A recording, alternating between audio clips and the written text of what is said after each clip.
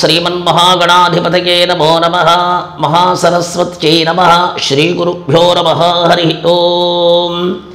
సర్వప్రజానీకానికి తెలుగు సంవత్సరాది యుగములకు ఆది ఉగాది. నిన్నటి వరకు మనం శ్రీ విళంబినామ సంవత్సరంలో కష్ట నష్టాలు సుఖదుఖాలతో ఎన్నో పొంది ఉన్నాము.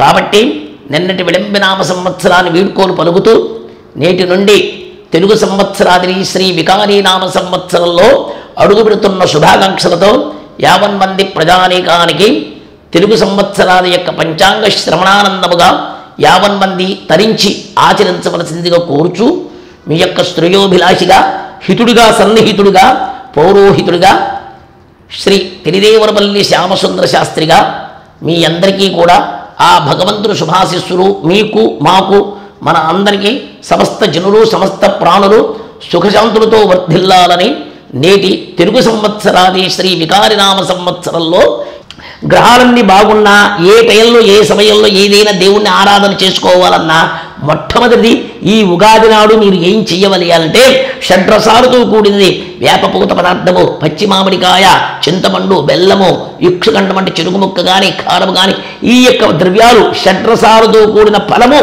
కలిపి చక్కగా మీ ఇష్టదేవునికి నివేదన చేసుకుని ఆ పదార్థాలు 6 కలిసిన యొక్క షడ్రసాద పదార్థం స్వీకరిస్తే మళ్ళీ ఉన్న కామ క్రోధ మోహ లోభ మదమాత్సర్యాలను కూడా పారద్రోలి మీ కుటుంబంలో సురక్షితంగా ఉంటుంది. 50 మంది కూడా సుఖశాంతులుగా ఉంటాయని చెప్పబడుతుంది. కాబట్టి ఈ యొక్క రాసుల యొక్క ఫలితాలు చెప్పింది ఒకటి జరిగింది ఒకటి అని మీలో మీకే సంశయాలు కలగవచ్చు. అప్పుడు జాతకరీత్యా ఒకటే చెప్తున్నాను, సంవత్సరంలో 3 భాగాలు చేయాలండి.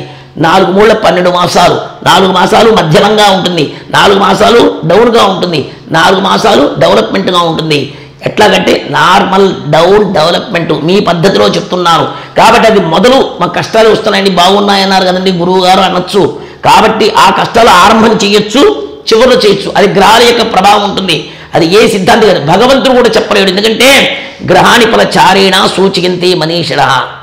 ఈ దేవతామూర్తులు ఈ సంవత్సరంలో అందరూ ఎమ్మెల్యే లాంటి వాళ్ళు, ఆయన రాష్ట్రపతి లాంటి వాడు, వీళ్ళంతా జిల్లా కోర్టు లాంటి వాళ్ళు. ఈ దేవతలంతా వాళ్ళు సుప్రీంకోర్టు ఆమోద ముద్ర అనమాట. గ్రహాణ ఫల చారేణ సూచికంతే మనీషిణ. అక్కడ ఆమోద ముద్ర పడ్డాలంటే మీరు ఈ గ్రహాల యొక్క ప్రభావాన్ని మన మీద వాళ్ళు ఇష్టాలు పెట్టచ్చు, మొదలు జరగచ్చు చివరి జరగచ్చు. వాళ్ళ ప్రభావం ఎలా ఉంటుందో తెలియదు. ఎన్ని దేవతామూర్తులు చేసినా గ్రహాలకి శాంతి చేయాలి. అయ్యా దేవాలయానికి వెంకటేశ్వర స్వామికి ఈ శివుడికి నేను 1,00,000 రూపాయలు ఇచ్చాను 10 లక్షలు ఇచ్చాను కాదు. మీరు ఎంత ద్రవ్యం ఇచ్చినా ఒక్కటి గుర్తుంచుకోండి, మనుషులు ఏనుగుని కొంటారు, ఆకారం కొంటారు, దానికి మేత లేకపోతే ఎందుకంటే ఉపయోగం. జీవుల్ని బాధించి దేవుడి గురించి మాత్రం ఏది ప్రయోజనం లేదు. మీ ద్రవ్యాన్ని పబ్లిసిటీ కోసం పబ్లిక్ కోసం కాదు లెక్క. ఆకలితో ఉన్నవాళ్ళు అలమటిస్తూ గ్రహశాంతులు చేసుకొని అనాథలు ఉన్న వాళ్ళకి ద్రవ్యం ఇస్తూ ఏ దేవాలయంలో ఎవరైతే దానికి అర్చన చేస్తున్నారో వాటికి కొంత చేసేవారికి కూడా సహకారం చేయాలి. ఒక దేవాలయాల ప్రాంగణానికి ఉంటే కాదు, కడుపులో ఆకలి అవుతుంటే పైన మాత్రం మూతికి సంపంగి నూనె రాసుకుంటే ప్రయోజనం లేదు. కొంత మానవ సేవ మాధవ సేవ చేసుకుంటే గ్రహాలు అనుకూలిస్తాయని శ్యామసుందరిగా చెప్తున్నాను.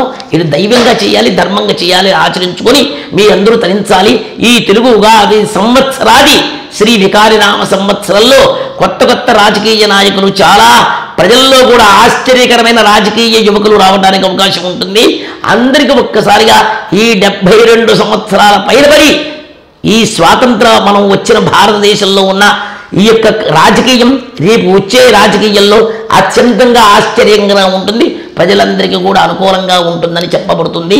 ప్రజలకి అనుకూలం లేకపోయినా అనుకూలంగా ఉండే మార్గాన్ని తెలుసుకుని ఆచరిస్తారు. ఎందుకంటే చాలామంది ఒడిదుడుకులతో ఉన్నారు, చాలామంది నిరుత్సాహంతో ఉన్నారు. అటువంటి ఉండదు.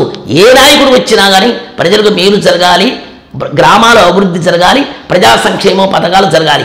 కాబట్టి ఏ నాయకుడు వచ్చినా కానీ మనకు మంచి జరగాలి. కాబట్టి ఉన్న రాజకీయ నాయకులు మాత్రం ఈ సంవత్సరం ప్రజలకి అందుబాటులో సహాయ సహకార మమకారాలు అందిస్తారని ఈ గ్రహాల యొక్క ప్రభావము, ఆ భగవంతుని యొక్క ఆశీస్సులు మీ అందరికీ శుభదాయకంగా ఉంటుందని చెప్పబడుతుంది.